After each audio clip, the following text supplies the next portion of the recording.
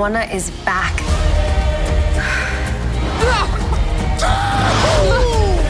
Maui? Boat snack.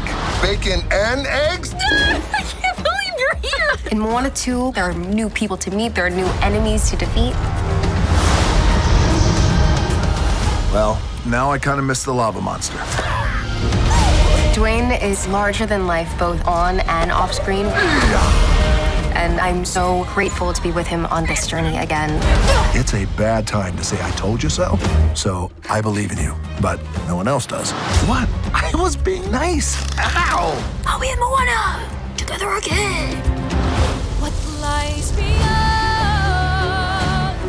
under skies I've never seen.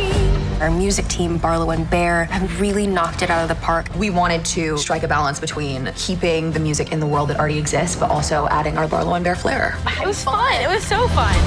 To have lyrics profound as going beyond what you think you're capable of, beyond your comfort zone, it really means something. How could I ever say goodbye? You might want to hold on. What lies beyond of the legacy? I love that Moana still has this impact, and I think that audiences are in for something incredibly special. Lies beyond. You're gonna love it. I don't love anything. I'm gonna eat this chicken.